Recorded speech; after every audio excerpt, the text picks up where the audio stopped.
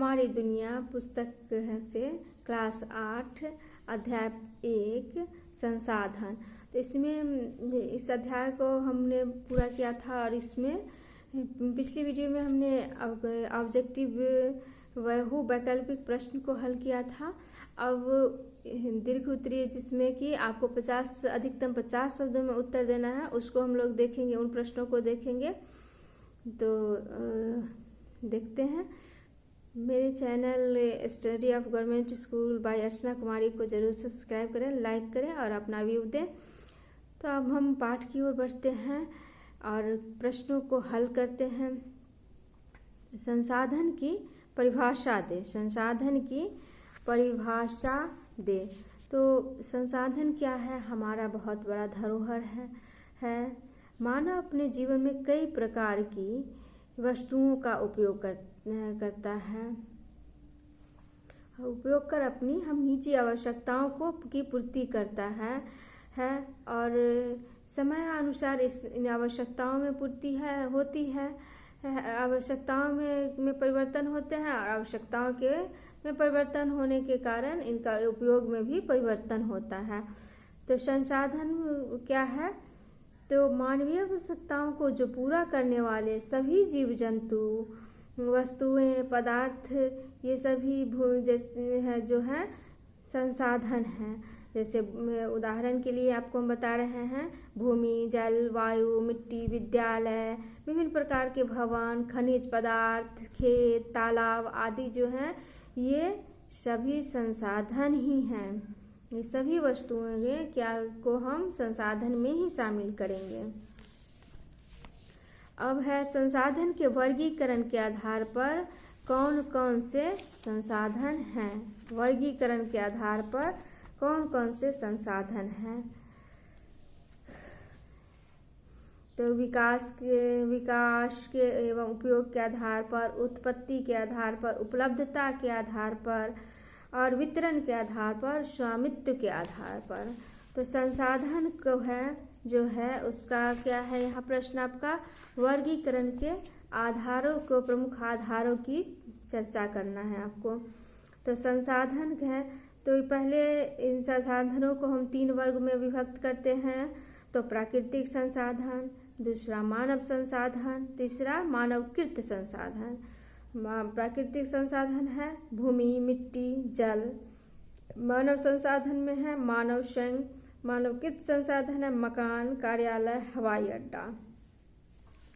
एवं विकास एवं उपयोग की दृष्टि से तो इसमें होगा वास्तविक संसाधन, संभाव्य संसाधन। और प्राकृतिक संसाधन के उत्पत्ति के आधार पर जैव संसाधन, अजैव संसाधन।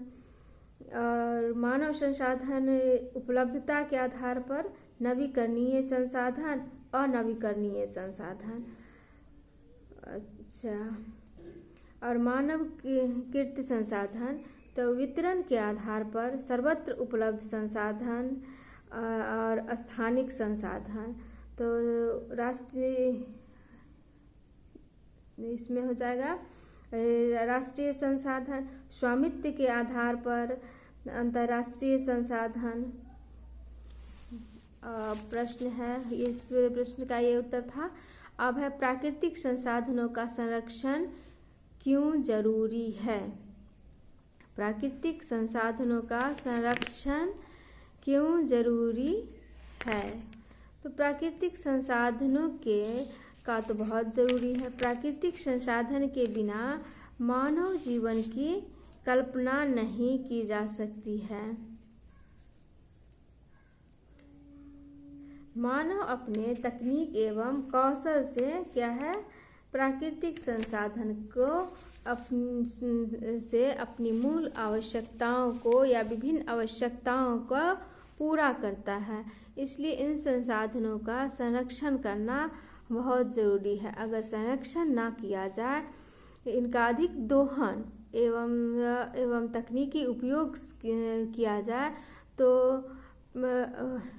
वातावरण प्रदूषित होगा और भविष्य में इन संसाधनों को मनुष्य को कमी हो जाएगी और इन कमी के कारण अनेक मानव जीवन को को परेशानियों का सामना करना पड़ सकता है। और नवीकरणीय संसाधन किसे हम कहते हैं? तो नवीकरणीय संसाधन किसे कहते हैं? नवीकरणीय संसाधन को हम देखते हैं। नवीकरणीय संसाधन तथा कुछ प्राकृतिक संसाधन नवीकरणीय प्राकृतिक संसाधनों को कहा जाता है। नवीकरणीय संसाधन क्या है?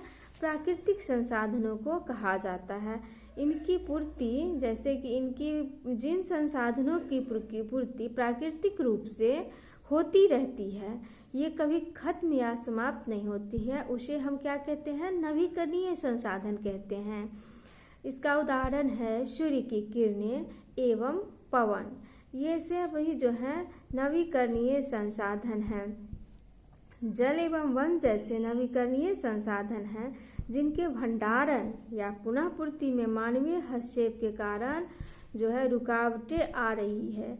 यदि इन संसाधनों के प्रति मानव हस्तक्षेप, मानव द्वारा जो बाधा उत्पन्न किए जा रहे हैं, उन्हें कम किया जाए या उन्हें बाधा न उत्पन्न किया जाए, तो वे क्या है? स्वयं ही पुनः पूर्ति में लग जाएंगे।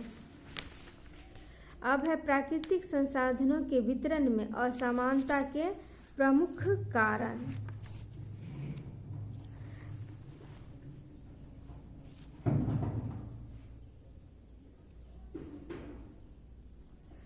तो इसका प्राकृतिक संसाधनों के वितरण में असमानता का प्रमुख कारण जो है स्थल रूप में भिन्नता का पाया जाना है। स्थल रूप में भिन्नता का पाया जाना है। जैसे कहीं पहाड़, कहीं पठार, तो कहीं मैदान का विस्तार पाया जाता है। स्थल रूप की इस भिन्नता के कारण पहाड़ों एवं पठारों का वन का वितरण अधिक मिलता है। प्राकृतिक रूप से पठारी क्षेत्रों में खनिज पदार्थों की अधिकता मिलती है। मरुस्थलीय क्षेत्रों में बालू की ढेर अधिक होते हैं और पर्वतीय एवं पठारी क्षेत्रों में नदियों एवं छोटी छोटी सरिताओं के कारण जल की उपलब्धता बनी रहती है।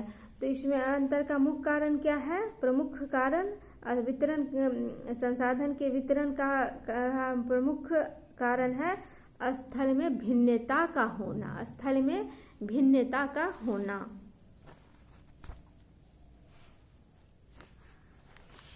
अब है आपका प्रश्न है 4।